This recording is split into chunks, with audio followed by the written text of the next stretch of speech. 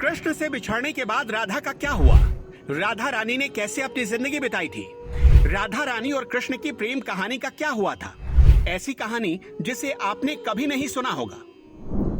दोस्तों, इस दुनिया में राधा कृष्ण का प्रेम किसी से छिपा नहीं है।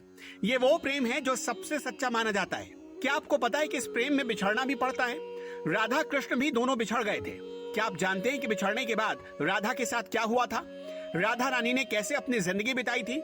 चलिए आज हम आपको इस वीडियो में ये पौराणिक कहानी की जानकारी देते हैं। आपको बता दें कि हिंदू धर्म में भाद्रपद के शुक्ल पक्ष की अष्टमी तिथि को राधा अष्टमी मनाने की परंपरा है। इस दिन श्री कृष्ण और राधा रानी के भक्त राधे की धुन में सराबोर हो जाते हैं। राधा अष्टमी ही वो दिन होता है जब भक्त राधा रानी के शुभ चरणों के दर्शन कर पाते हैं, क्योंकि बाकी दिनों में राधा के पैर ढके रहते हैं।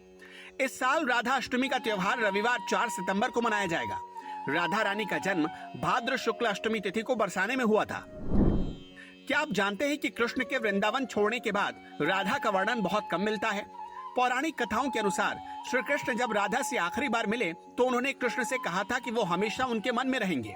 इसके बाद कृष्ण ने मथुरा जाकर कंस और बाकी राक्षसों का वध किया और प्रजा की रक्षा के लिए द्वारिका में ही बस गए। कृष्ण के वृंदावन जाने के बाद राधा का जीवन बिल्कुल बदल गया। बरसाने की रानी राधा का विवाह अयन घोष के साथ हो गया। राधा ने अपने दाम्पत्य जीवन की सारी रस्में निभाई और बूढ़ी हुई, लेकिन उस वक्त भी राधा के मन में श्री कृष्ण बसे हुए थे। राधा ने पत्नी के तौर पर अपने सारे कर्तव्य पूरे किए। दूसरी तरफ श्री कृष्ण ने अपने दैवीय कर्तव्य निभाए। राधा जब श्री कृष्ण से आखिरी बार मिलने पहुंची तो उन्हें पता चला कि कृष्ण का विवाह रुक्मिणी और सत्यभामा से हो गया है। उनका मन बहुत दुखी हुआ, लेकिन राधा को देखकर श्री कृष्ण बहुत प्रसन्न हुए। राधा को कान्हा की नगरी द्वारिका में कोई नहीं पहचानता था, इसलिए राधा के अनुरोध पर कृष्ण ने उन्हें महल में एक देविका के रूप में नियुक्त कर दिया। राधा महल के कार्य को देखती थी और मौका मिलते ही श्री कृष्ण के दर्शन कर लेती थी।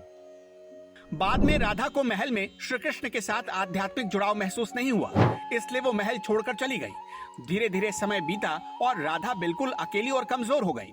उस वक्त उन्हें श्री कृष्ण की जरूरत महसूस हुई। आखिरी समय में श्री कृष्ण उनके सामने आए। कृष्ण ने राधा को कुछ मांगने के लिए कहा, लेकिन राधा ने मना कर दिया। कृष्ण ने फिर से अनुरोध किया, पर राधा ने बांसुरी बजाने का आग्रह किया। बांसुरी की धुन सुनते सुनते राधा ने अपने शरीर का त्याग कर दिया। श्री कृष्ण जानते थे कि उनका प्रेम अमर है, बावजूद वे राधा की मृत्यु को बर्दाश्त नहीं कर सके। कृष्ण ने प्रेम के प्रतीकात्मक अंत के रूप में बांसुरी तोड़कर फेंक दी। दोस्तों, कैसी लगी आपको हमारी पौराणिक कहानी?